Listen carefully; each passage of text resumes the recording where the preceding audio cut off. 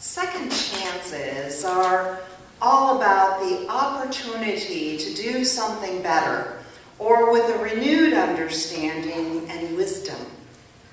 Second chances are not always about failure, but can also be about a change or going in a new direction in your life.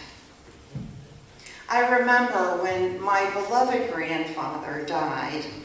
He and Grandma had been married for over 65 years and had, of course, shared numerous tragedies and even more joyful moments and a lot in between.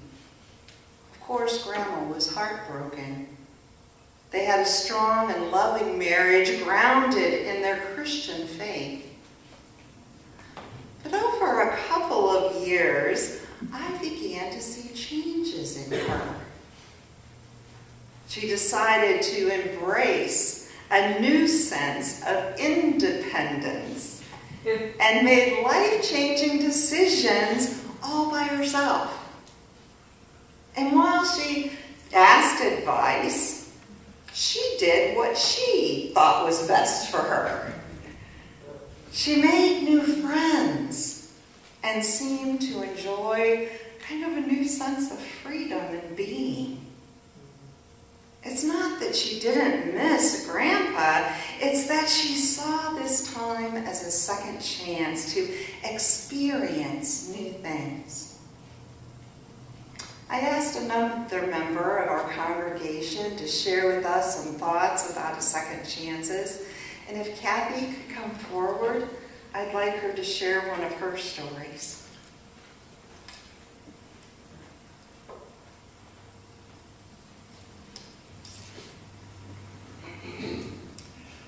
I had landed my dream job in Peninsula, Ohio, as a third grade teacher. I had achieved this even though I was 40 years old and had a master's degree, which at that time was frowned upon because I was more expensive than a person with just an undergraduate degree. After 2 years, though, I had this overwhelming feeling that I was in the wrong place. It was not a good time to have this feeling. My eldest daughter was going to be a freshman at OSU, and my husband and I needed the extra income, but I couldn't fight the feeling that I should be at home. So I quit my job and enrolled for a second master's degree at Kent State, where I got free tuition thanks to my husband Steve's job. Then one day, while I was studying, I got this feeling again that I needed to do something. And I went up to Liz's room, my daughter, and found her door was locked. I forced it open, and I found my daughter unresponsive. Bottles of pills were by her side. I called 911. Liz spent the night in the psych ward, and the next 10 years getting her depression medications regulated. She was given a second chance. On March 6th of this year, Steve and I watched as Liz took the oath to be a doctor. She had graduated from medical school. In 4 years, she will be a licensed psychiatrist, helping people with mental illnesses. Thanks to Reverend Yeager, I was hired as this church's administrative assistant, which allowed me the chance to be home when I needed to be and helped me earn extra income. I was given a second chance at a career I never envisioned. I thank God daily for it, and that I listened to the feeling that came over me twice.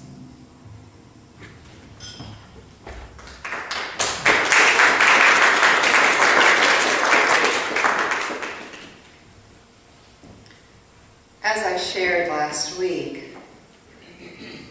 the Israelites had sinned grievously against God. And there were serious consequences to setting aside the Lord and worshiping the golden calf. But God gave them a second chance. He sent Moses up the mountain again. And this time he instructed Moses to bring his own tablets. And he gave him the 10 Commandments. Again, the people didn't deserve it, but God gave them a second chance at life. God drew the children of Israel into the covenant again. God then affirmed the qualities of his unconditional love, compassionate and gracious, slow to anger, abounding in kindness and faithfulness, extending kindness to the 1,000th generation, forgiving iniquity, transgression, and sin. God's completeness description, as much as we humans can understand, ends with this phrase: "Yet he does not remit all punishment, but visits the iniquity of the fathers upon children and the children's children, upon the 3rd and 4th generations." Now, in our modern minds, we understand the punishment of sin for the sinner. But we get a little squeamish when the punishments fall to future generations, to the 4th degree. But when we take the time to think about this, it makes sense. When we sin, it doesn't just affect us.